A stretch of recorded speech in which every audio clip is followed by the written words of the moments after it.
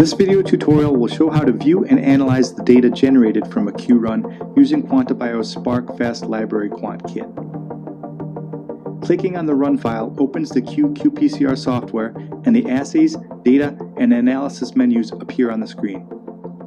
Choosing the cycling green choice from the data section allows a view of the raw fluorescence curves to confirm good amplifications. The messages section gives information about the run, such as start and end times and auto gain settings.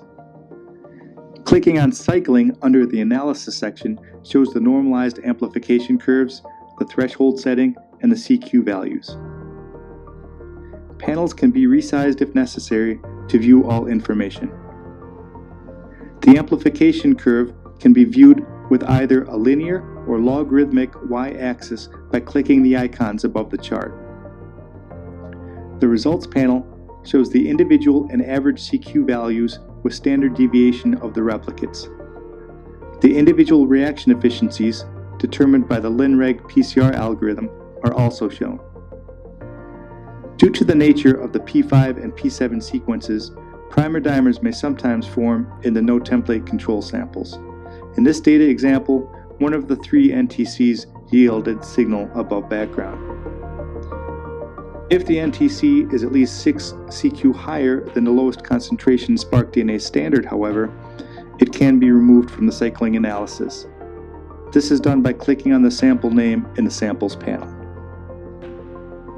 The results view can be collapsed or expanded, or the samples can be rearranged by clicking the tree chart icons at the top of the panels. Samples can be included or removed from view by clicking the eyeball icon. Note that removing a sample from view does not remove that sample from the analysis.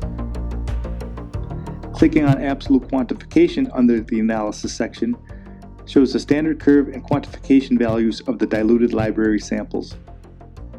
Blue points on the plot show the SparkDNA standards, and red points show the unknowns. Since this is a separate analysis module, the NTC sample can again be removed, as was done for the cycling analysis. The standard curve characteristics are shown in the upper panel. Here you find the standard curve equation, overall efficiency value, and R-squared value.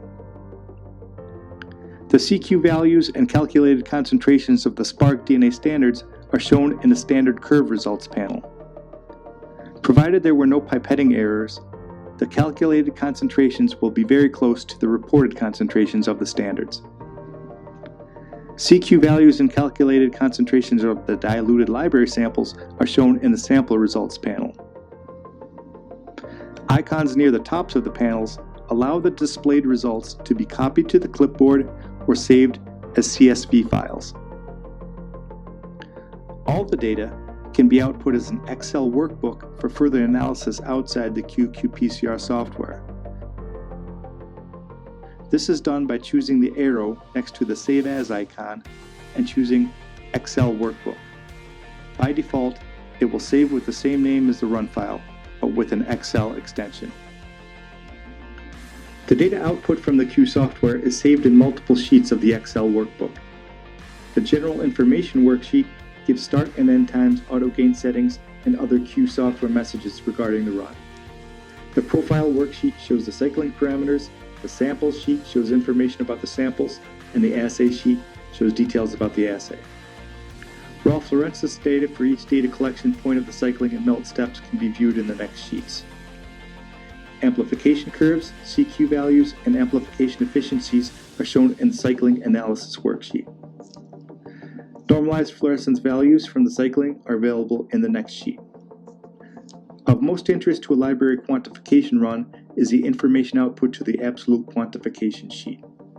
The standard curve equation, overall efficiency, and standard curve plot can all be found on this sheet, as can the CQ values and the calculated concentrations of the diluted library samples. From here, values can be copy and pasted into other analysis tools, one example being the Spark Fast Quant companion template. Due to differences in intercalating dye binding to DNA, size adjustment calculations may be needed for the most accurate library quantification. For example, a longer amplicon at a lower concentration may produce the same amount of signal as a shorter amplicon at a higher concentration. The size adjustment is performed by multiplying the raw concentration measurement times the ratio of the size of the DNA standards over the size of the unknown library.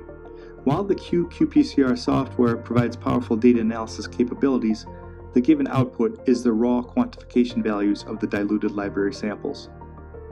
To perform any necessary size adjustment calculations or back calculate the concentration of the original undiluted libraries, QuantaBio offers the Spark FastQuant companion template.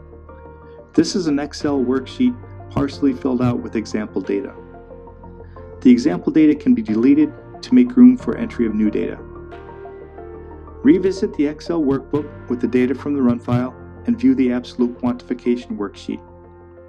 Enter the CQ values of the Spark DNA standards into the appropriate rows of the companion template.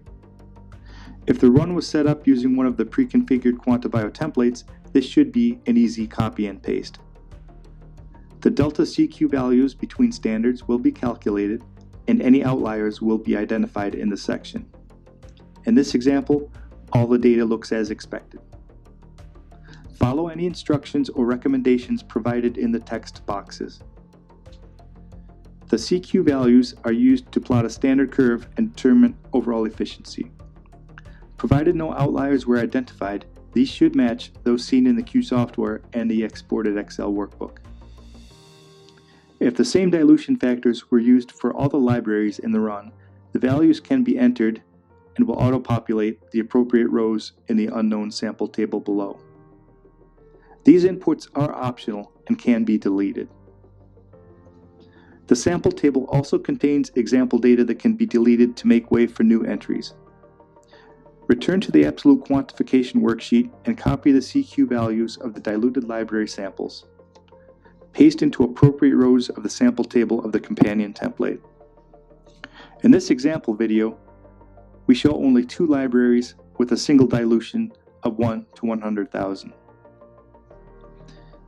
Input the average fragment size of each library. This is necessary for the size adjustment calculations. Once all relevant information is added, the raw and size adjusted concentrations of the diluted libraries are calculated. The concentrations of the undiluted libraries are also calculated based on the dilution factors input into the sample table. And that's all there is to it. If further assistance is needed, feel free to contact QuantaBio through the support form on the website. Thank you.